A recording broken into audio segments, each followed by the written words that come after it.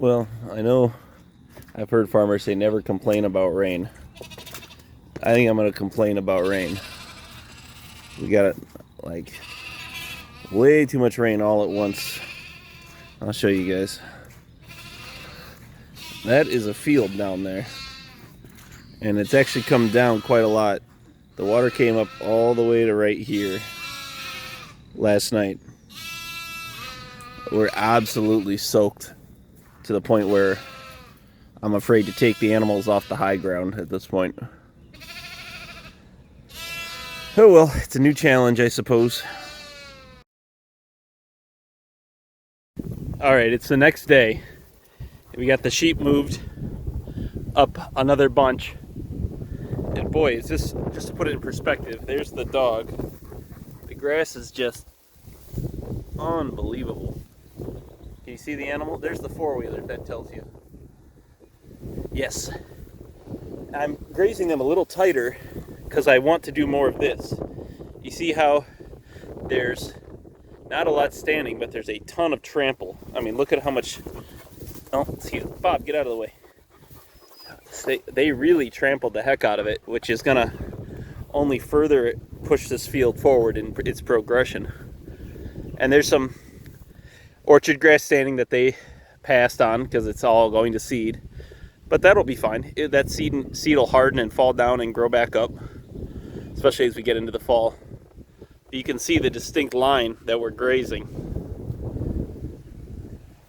And that's what makes this type of grazing so valuable. Look at this. We got manure, we got trample, and we got just a nice hard graze as we head up the hill. And then we're going to come back down the hill. And we have all of this field down here. And right now the sheep farm is on about a 45-day rotation, which should mean we're going to go 2 rotations through the summer, 1 rotation through the fall, and then we'll come back and graze the whole thing and try to get back to December again, which is going to save us just a ton of money in hay. And the sheep are looking really good. Yeah. But this trample, this is what I wanted to show you. This trample is perfect. This is what I want more of. Less like that, more like that. Nice. Well, it's been one of the more trying weeks of farming that I've had in a long while.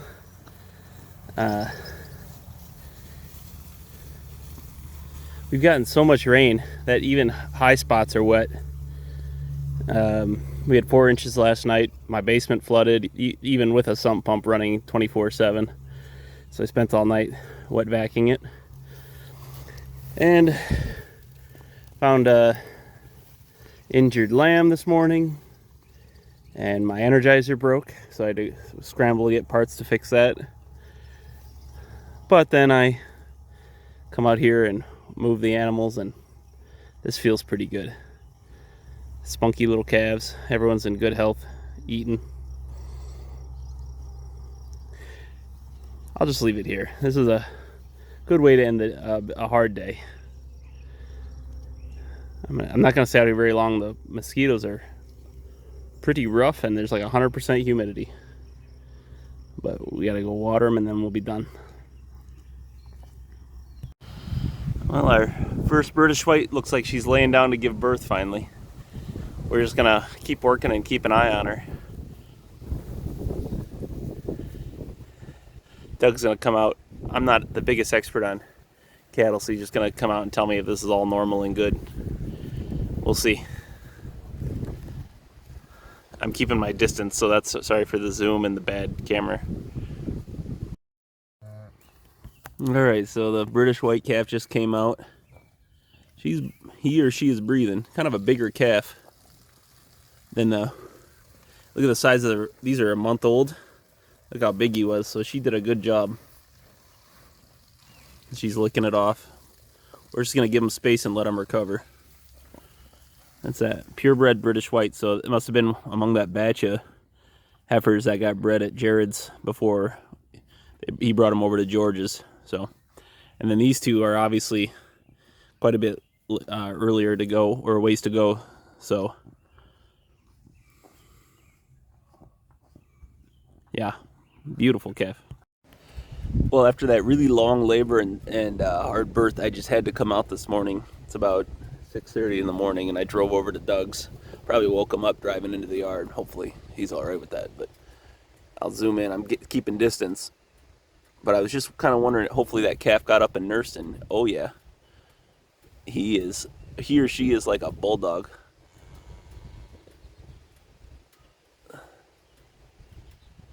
And she's letting him.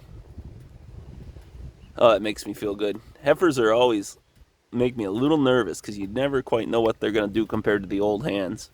Like those red cows have had calves before, and you just knew they knew exactly what to do and how to deal with it. It's nice to see that calf sucking. I still don't know whether it's a boy or a girl yet. I'll probably try to get that this evening when I come and move them. But she couldn't have picked a better place to calf. I mean, we got grass for days. There's the rest of the herd. And there's trees for shade if she wants to get out of the sun. And this is here. You can see I'm zoomed in quite a ways. I'm probably 40 feet away from her. I don't want to spook her at all while that calf is nursing. She's a very calm mother for a heifer. I've had a heifer before that ran me around in circles and tried to kill me, and that's not what I want. So I'm glad that these British Whites I got from Jared up north at George's place she let me clean it up last night. She let me kind of clean out its nostrils and get its tongue out of the way, and didn't run me over or anything. So I was really impressed with these British Whites so far. Pretty exciting stuff. I'm actually kind of hoping for a bull here because we eventually just want to build out all into Red Angus, and we need to start growing our animals out for meat. And and there's a 2-year runtime on it, so it would be nice to get a couple of steers here out of these British Whites. But it's not really up to us, is it? All right. Look at how big that calf is. That's a 1-day-old calf. It's gonna be a monster. What a good mother. I like the lines on this one. Jared let me kind of pick out of the heifers he had, and this one was my first choice because she's the lowest and the longest and the biggest bodied. The other two are just fine right over there, but this was definitely my first choice. And boy, is she showing out. Well, as you can see, the pups have their eyes open and they're walking around in there. Oh, and they're starting to figure out they can get over those 2x10s.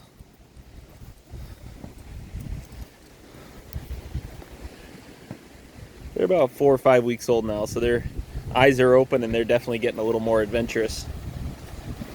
Old Shep here, though, she is losing her mind with boredom. She wants to be back out with the flock. I can just tell.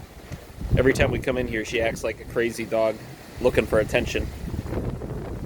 And we have them in with the bottle lambs.